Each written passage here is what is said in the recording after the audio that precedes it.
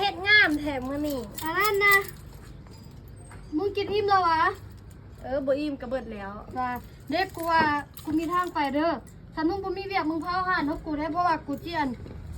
มึงเบิ่งสิกูเต็มสุดปานใด จะแม่นเพิ่นเฮ็ดเลิศเอาแท้เอาว่าคุณหญิงคุณนายบ่ฮ้อนหว่า บ่มึงพาหานเฮากูบ่ว่ากูสิไปอินไผ่เขาโทรหากูแล้วกูสิไปอินไผ่แล้วมึงพาหานเฮากูเห็นบ่ กูเป็นลูกค้ากูไม่กินข้าว กูจัดเต็มไปดิมึงเป็นลูกค้าแต่มึงเป็นเซี่ยวกูมึงพาหานกูแล้วกูสิไปหาเงินหรอก โอ หาน เค นี่ โอเคโอเคโอเค มึงอยู่นี่ ปันครึ่งเนาะ เอ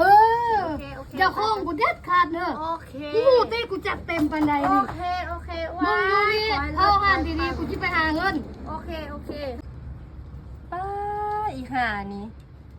ป้าได้ว่าขายตำส้มมีฮอตรุ่นเยอะขี่มึงไม่ไปอินไผ่ก็ว่าขี่รุ่นเยอะไปใต้ห่ามึงมันเด้อเฮ้ย โอ้ยมื้อนี้ปังๆมันๆเด้อมื้อนี้เด้อเพราะว่าเต็มสุดเต็มโตมื้อนี้กูต้องได้เงินมาเฮือนเต็มเลยมื้อนี้แตกเขาเด้อว่าโต 5,000 โต 10,000กูเปย์เต็มที่มื้อนี้กูรวยมื้อนี้เอ้ยบ่รวยมื้อนี้บ่รวยมื้อนี้แหละค่าไผ่ก็โทรนำอุ้ยว่าแล้วก็ไปก่อน อ้าวอีม่อนบ่นะฮะนะ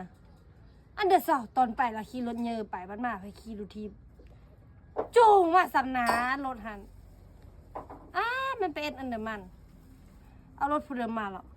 ตอนไปมันคือไฮโซนะนุ่งเครื่องเต็มยศเต็มเอี่ยมแถมขี่รถกับขี่รถเยอะมันหมายว่าได้ซุกระทีบมา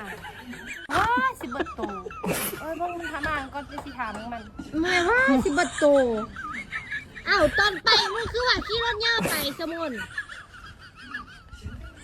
มึงข้องกูเป็นบ่ ห้องตายเนี่ยกูก็ไปเครื่องมึงดีๆเนี่ยพี่บอกลูกค้าก็เต็มห้านน้ำเดือมาห้องห้อง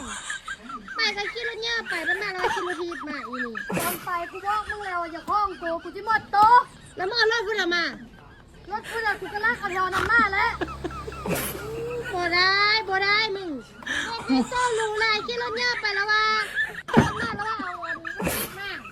แม่นมึงข้องกูเนาะอีห่านี่เนาะ กูบ่ได้ของมึงผีบ้าไม่เสียเส้นมาเต็มไปอินบ่ได้ขนาดที่มึงแจ้งว่าอย่าไปมึงนะ อินไผ่มันเงินมันอะไรเป็นน้ำมึงข้องกูจะมาหานนี่แน่เนาะอีห่ามึงเอ้ยเป็นน้ำมึงเลยเนาะกูจะหมดโต